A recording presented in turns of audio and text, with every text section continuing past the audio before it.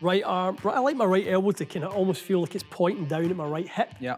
I like to feel like it's kind of just sitting in a little bit, kind of pulls me a little more square and certainly tilts my shoulders more sort of this way, right? You know, I just think of launch angle. Do you want to launch it low? Do you want to launch it high? All right, guys, welcome back to the channel. Michael, what's the number one thing you want in your life when it comes to improving your golf game? I'd like to hit the driver far with baby draw, 340 yards. Doesn't everybody? So let's get into a little bit of that today. There will be lots of people, and we've talked a little bit about how to swing it fast, how to generate more speed. Speed is one component that is meaningful when it comes to hitting your driver, but there are other things that are very meaningful for driver performance as well, and I want to dive into a little bit of that today. Cool. We want to kind of highlight some of the major key components. We know some of the factors in physics at play when it comes to the amount of delivered loft, the angle of attack, the strike point.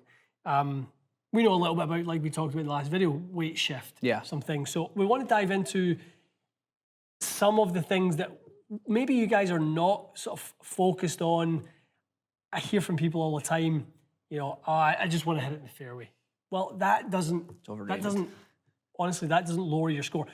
If you're causing, or if your bad driving's causing penalty shots, that will bring your score up. That will, you know, affect your strokes gained.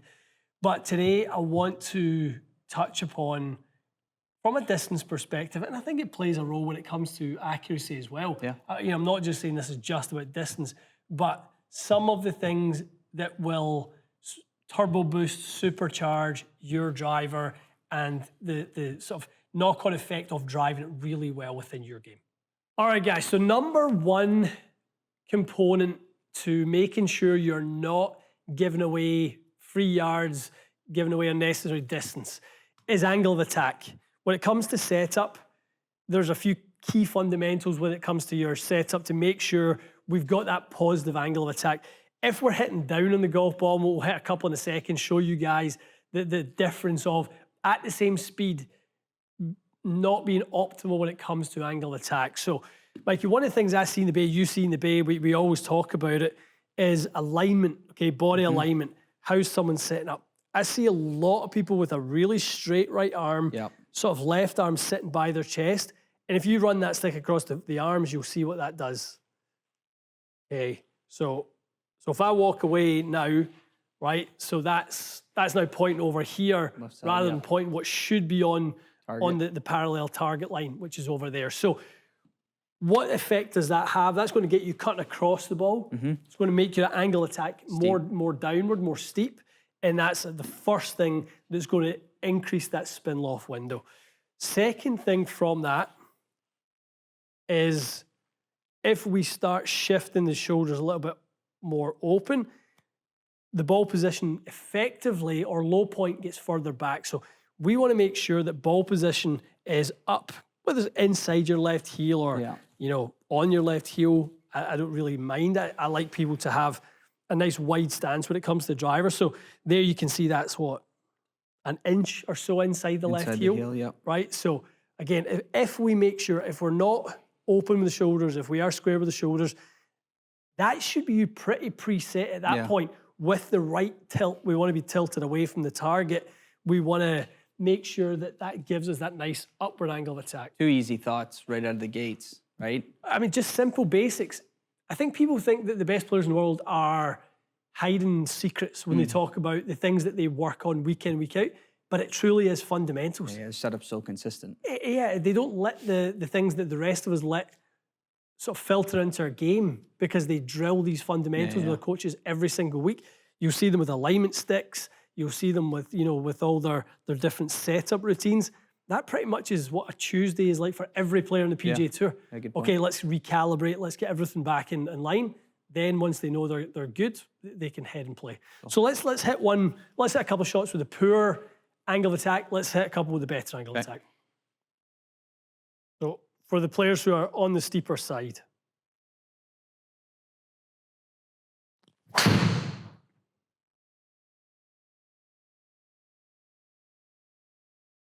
Of every video we do, I will be watching this one. So low launch, high spin, poor contact. Okay. Same again. Too much left with the alignment, too much down with the AOA.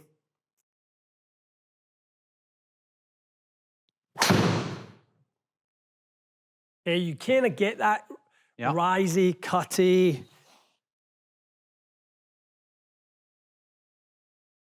And again, recently, Mikey, we've seen the Bay, like these are familiar speed, clubhead speed and ball speed numbers for me. This isn't that dissimilar. There's quite a few times in a fit that we'll, get behind a client and go, right, try to, shift just so we can extend the fitting. Without a doubt. Okay, so again, ball position back, shoulders a little bit open.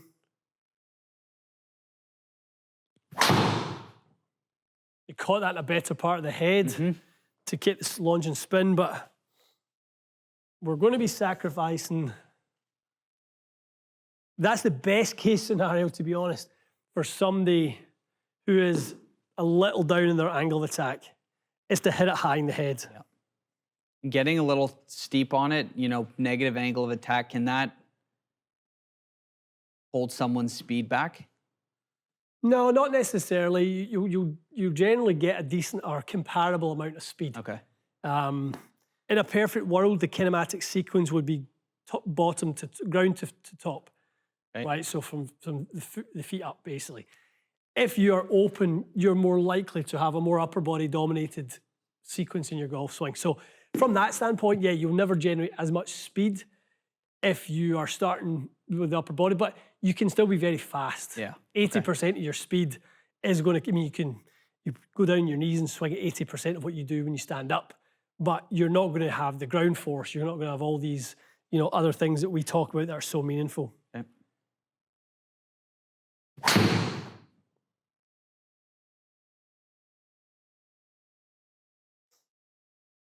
Looks like a Sunday morning swing for me. Lots of people out there hitting their 250, got a bit of speed about their game. All right, so negative angle of attack, decent amount of speed. If we say we've got 109 miles an hour club head speed and we'll try and keep the test around that, you're going to have the ability to hit it a decent way. Yeah. But if we go to the ball a second and just, we're carrying that 248, it's going out to 270. Ball speed's good, but we're not realizing the potential that we could have. So let's flip that around. Let's get angle attack up. Okay. So alignment, Mikey, making sure that right arm, I like my right elbow to kind of almost feel like it's pointing down at my right hip. Yeah. I like to feel like it's kind of just sitting in a little bit, kind of pulls me a little more square and certainly tilts my shoulders more sort of this way, right? I just think of launch angle. Do you want to launch it low? Do you want to launch it high, right? Almost think of the club, setting that preset trajectory. Okay. All right, we're going to try and keep the speed about the same, Mikey. Okay. Dynamic loft will go up, right? There's no doubt about that. If we're coming at it that way versus hitting it, more from sort of the inside and on the up, the dynamic loft's going to go up. But the relationship between angle attack and dynamic loft should actually go down slightly. Okay. So that spin loft number should come down, which will help us spin it less.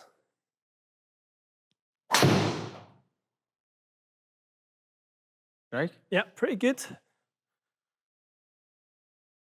Certainly more of the launch conditions that we want to see, so I'm not really getting faster.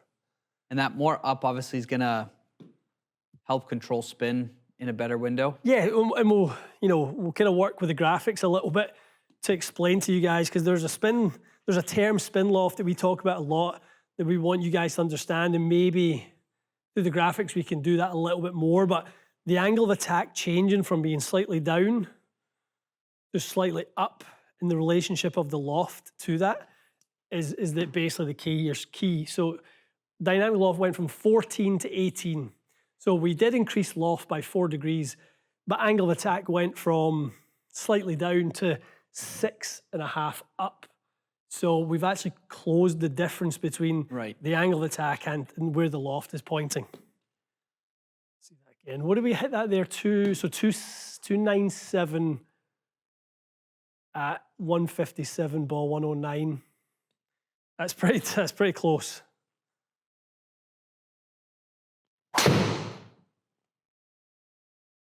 Another one, pretty good. Really good.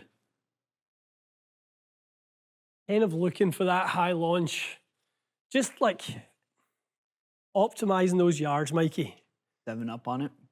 Yeah, just through setup. So Yeah. if we look at, again, go to the compare page and we'll look at positive angle attack, negative angle attack, it's not just as simple as the only things that change here is the angle of attack. If we look at the path, typically the path, it's hard to be into, out, and down. Yeah. Right? You typically will be a little bit out to in and steep. So if we look at the speed, actually slightly lost some speed. Strike point obviously is better with the upward angle. Yeah. Well, if we go to the ball now, we can see obviously launch and spin difference. You know, we're able to pick up the best part of 30 yards in the air by just changing those launch conditions. How much more efficient you get with being up on it, even that standard deviation of spin, so much tighter. Huge. That's a huge component of it. It really is, because the variability of where the strike is occurring when you're steep on it is, you know, is a huge variable as well. Cool. So point number one, for those of you who feel like you're not optimized with the driver, optimize your angle of attack. All right, Michael, so point number two that we think is meaningful when it comes to getting those yards back that maybe you've lost, tee height. Strike point will be influenced primarily by your tee height. Now, there's a bit of obviously where your weight plays. Is your weight back and hitting up on it, so you might catch a bit thin? Are you on that steeper end? So, but as we saw when I was swinging steeper, there was a lot of low strikes and there was some high strikes as well. There's just a huge amount of variance. So this is our way to sort of predetermine. So using the ground as a barrier to, you know, if we use that low tee, this is the number 3 tee by Bertie. Like, the ground is in the way. I cannot strike it unless I have significant amount of shaft lean, which I drop with a driver you're not going to have. When it comes to tee height number 3, I'm going to be in the low part of the head, right? Not where we want to be, obviously. So we get to number 4. If you're swinging a fairway wood and your angle attack is 0, but we obviously don't want it to be, a lower tee might work quite nicely. But when we start getting into tee height number 5, tee height number 6, tee height number 7, you start to see the ball get above the crown of the head. That's when we're able to access this sort of upper, you know, part of the head. Now, the way the modern drivers are constructed, guys, it actually isn't advantageous to hit it up in the top part of the head. You will lose so much ball speed up there. You'll actually get slightly more ball speed below the middle of the head than you will in the higher part. But what you get is obviously the gear effect. So we want to be about no more than 5 millimeters above the middle of the head, the CG. If we can keep it between sort of like 3 below and 5 above in that 8 millimeter window, you'll get some phenomenal results. So a bit of trial and error for most people, Mikey, when it comes to tee height. What's going to give them that? So I know for me, it's not likely to be the first 2. Probably isn't the third one. Probably is one of the next 2. Right, So okay. I'll go straight to that. So going for a higher tee for a lot of people, if they have the angle attack in the right spot and they've got good control of their club face and low point, a higher tee will sort of give them that nice window. Okay, so let's hit a couple inside that.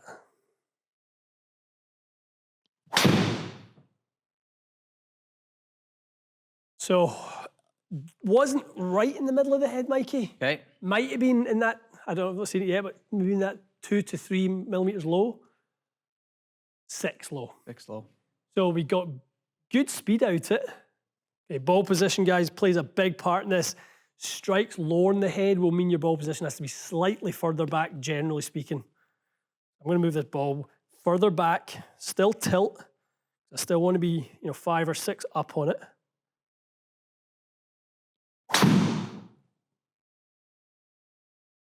Probably in that upper middle part, Mikey, it's flowing for. And for that speed. Strike sounded better. It's flowing a long way. So 109 still. What was that? How many millimeters above? 2. I mean, I'm talking about like barely getting above the middle of the club. Yeah. And look what you stand to gain from that. And that's huge in itself. One more like that.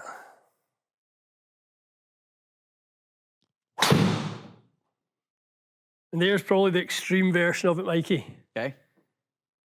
So really high in the head. Ball speed versus maybe one of the ones earlier went down. But like when you talk about optimized launch conditions, you're not hitting it any further. All right, so if we're specifically looking at strike point and we separate by that as much as we have in this test, we've got upward angle of attack with high strike point. So exactly the same club as we are within half a mile an hour. And then we've got negative angle of attack with a slightly downward angle of attack. Go to ball. So the carry distance is 50 yards apart for the same speed within half a mile an hour. Nuts. That, I think, is the point that we're trying to make with this video, is there could be as much as 50 yards of difference for any golfer if this is you versus this being you. Yeah, I think the angle of attack change, obviously, with strike point. If someone could pick up 20 yards right now with a driver, they'd take it. And it's not like it's a hard thing Almost anyone, to do. if you're in that camp of negative angle of attack, within 10, 15 minutes of somebody who knows how to sort of get you situated right and move your angle of attack and all that sort of stuff, anyone with a half decent knowledge of this stuff could get you 20 yards. Yeah. If you get somebody who really knows what they're talking about, they might get you as much as... Sky's the limit, yeah. Yeah, exactly. Crazy.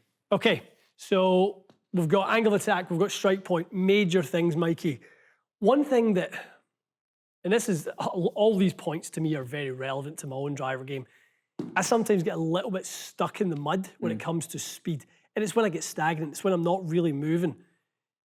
The driver swing of all the swings, if we're going to create some real speed and be very dynamic, should include some movement. Yeah. So something that has worked for me, so if I can hit a stock one, if you like. Very good one. Strike. Yeah, that was that was pretty solid. Good strike. Good launch, angle good of attack. spin. Yep. So, I mean, a hair low in the head, but again, that's in these modern drivers. A hair low in the head is not what it used to be. Right. So that's why I say, like, I don't really want you straying too high. I don't mind if you stray too low. Okay. So there's more room low actually than there is high nowadays. But yeah, that's I would say that for me is stock really, really good. Yeah, 13, 23, 164 ball. Yeah, yeah. But something I've played around with, and you see me do it in the bay, is some stuff when it comes to weight shift. So when it comes to my golf swing, like I try and obviously swing as fast as I can, but my backswing can at times get a bit labored, right? Yeah. It doesn't really get going. And I've been playing around with some things from a pressure standpoint that have really helped. So I'll demonstrate that a little bit. Because ultimately what I'm trying to do is be more dynamic, and you can try and set up and just be more dynamic with your upper body. As you know, my default with the arm movement is to go that way. Yeah.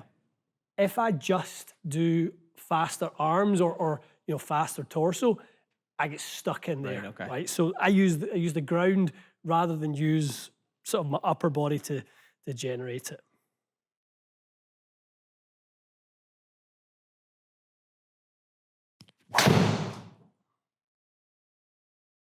Okay, so social media, obviously anyone who follows golf accounts will probably have some point came across some of the long drive players who, have became sort of golf influencers, and, Yep. they hit a lot of trick shots that people aren't capable of because of their speed. And when you watch them and you watch their footwork, like how much they move, as I saw a really good one of Joaquin Niemann in his swing. It was like a camera behind, and like he's literally doing that with his feet before he takes it away. Huh. So like he's not standing still, he's not overthinking this and this. Like he's being dynamic, and then that point where he needs to go, he can really go. So for me, that's something I'm trying to employ more of in my swing is more motion, right? And I think anyone could really benefit from that.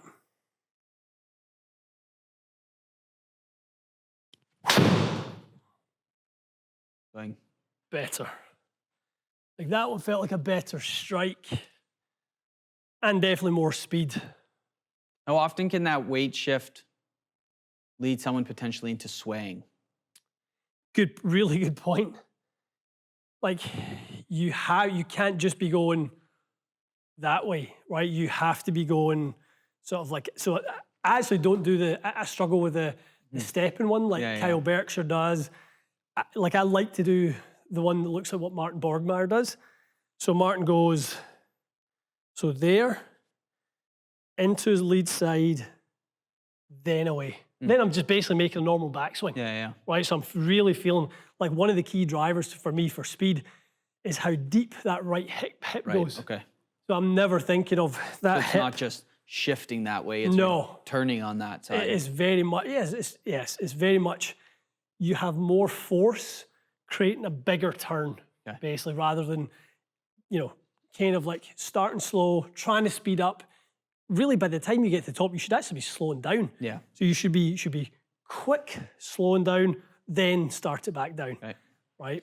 And obviously, from a speed perspective, there's way more speed in that for someone like me to get back into the one. I mean, your stock swing is, 165, and then all of a sudden, some weight shift, and you can get it to the high 160s, even 170. It's nice. It's a game changer on the golf course. It truly is a game changer. And again, if we layer on all the things that we've talked about in this video, whether it's upward angle of attack, right? So again, if we go to better weight shift and go to negative angle of attack, just those two, right? So if we look at that, now we're in the realm of 60 yards of carry. If we go to club data, so we've used angle of attack. Now, strike point, I think I hit that one 5 millimeters low or something. On the threshold, what we said is fine. But launch and spin, as we know, 12.1 launch and 2100, it was fine. It's shown badly there. So I've got more speed, better angle attack, and a better strike. And the net result of that is, it's 60 yards on the fly. Same person. It's a lot. It's a lot. But again, like we've played a lot together recently. I have been totally guilty of those three things being out of line for me. Poor weight shift, so I'm swinging it slow. Poor strike control, so I get spinny. We were out at your course the other day, and I was spinning it. Crazy. Mid-high threes. Never in a two, that night. No. And obviously the other part was as well as I'm kind of trying to hit. I was trying to hit like a bit more of like a flat cut. So my angle of attack was out of line. So I'm not hitting up on it and taking advantage of the high launch, low spin. And, you kind of add the sum of all that together. And from a strokes gain perspective for my game, it was disastrous. Yeah. And I think when you look at that, like a 60-yard gain, if you add everything up for you today, again, if it's 10 yards for someone just on the weight shift alone, if you go outside today and you hit the ball 10 yards longer, anyone watching would be the happiest person in the world. So 3 easy fundamentals that you could just keep in mind to continue to, hit it further. So easy. And I would say to any golfer out there, in this truly is not, it's not a sales pitch, it's just knowledge, having lived the life for 20-something years. If you find that you've got those 3 things in line, angle of attack, strike point, and you're moving the club faster, and you're not gaining the speed that you're seeing from here, the last component is you're not got the right club. Yeah. You have to go get fit at that point. Totally. Right? Because you do not have the club that can execute the right outcome for having the key principles of driving with more distance, with more speed. You've got to get out there and get fit by somebody who's capable of dissecting the numbers like this. Yeah, good point. All right, guys. Hopefully some takeaways for a lot of you out there who maybe feel like you are not getting as much out of the drivers you should be. Maybe you find in your weekly game or the game with the group you play in, you stand on a par 3, you're all standing there with the same clubs, 7-iron, whatever it may be. But when it comes to driver, they're getting you by 20 yards or whatever. you know there's something wrong at that point with your delivery, with the club, with strike point. One of the key components that we spoke about here, there's some good takeaways from that. Yeah, so there's, I mean, again, it's not a light switch. It's not easy to do, but something everyone can take to the driving range, even without some technology to tell them that they're getting a bit faster. But I mean, you're going to see it outside on the golf course.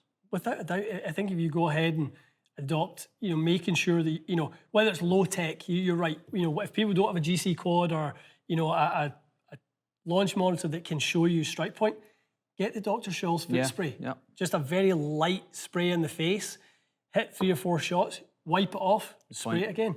So just and then work in that tee height, work on ball position for that strike point. I think angle attack might be the easier one of the bunch here. Yeah. I think if you get the tilts right, you get the ball position up, you make sure you're not getting too open with the shoulders with this. Right arm is on top of the left setup. If anything, slightly have the other way, the left arm slightly above and have the right elbow sitting kind of a little bit more by your side. That'll tell you that really your shoulder alignment, your tilts are in much better order. I think that would be pretty good. And then play around with obviously weight shift. Yeah. Make sure you're dynamic. Make sure you are sort of getting to the lead trail side. We should, even if it's a simple little drill like swing to the top of your swing and actually lifting your left foot off the ground. So get up to the top of your swing, then plant it, then go. If you're not shifted to your right side, you cannot lift you'll literally fall over. Right. So there are drills like that can really help you when it comes to making sure that you've got your weight moving, guys. And honestly, I mean, I'd done it there in a 30-minute video that you guys will see probably in about 12 to 15 minutes. It can be done fast, but apply it over a month. It could be game-changing to your driving. Totally. I mean, 60 yards difference, obviously demonstrating, but for some people out there that could go from one side of the spectrum to the next, I mean, that's a lot of yardage. A whole lot of yardage. And it's, as we've talked about before, don't take my word for it. There's smarter people than me out there who will tell you that distance is the #1 sort of factor when it comes to determining handicap. Lots of you have doubted it when I've said that in the past. Don't listen to me as I say. Listen to Sasho McKenzie. Listen to Lou Stagner. Listen to Marty Jertson from Ping. These are some seriously smart people who deal in analytics every single day. I learn from them every single day, and you guys can too. So it's not me saying that, like I've heard that secondhand, that speed and distance is the #1 determinant on whether someone is a low or high handicap. It will help your game. It will translate to lower scores, and ultimately we believe that that's what will help you guys enjoy the game. 100%. Good stuff. All right, let us know below, guys. This is going to be one that drives some thought and some conversation. We love that. Make sure you let us know in your comments below. What do you think? If you do like the video, if you do like us giving you guys advice for what would help your game, let us know in the comments. Like the video. Liking the video tells YouTube that you like the stuff that we're telling you guys. It helps us. It lets us know that you actually want us to do more of this stuff as well. So like, subscribe, make sure you leave your comments below. We want to hear from you. Stay tuned for more. We'll see you again soon.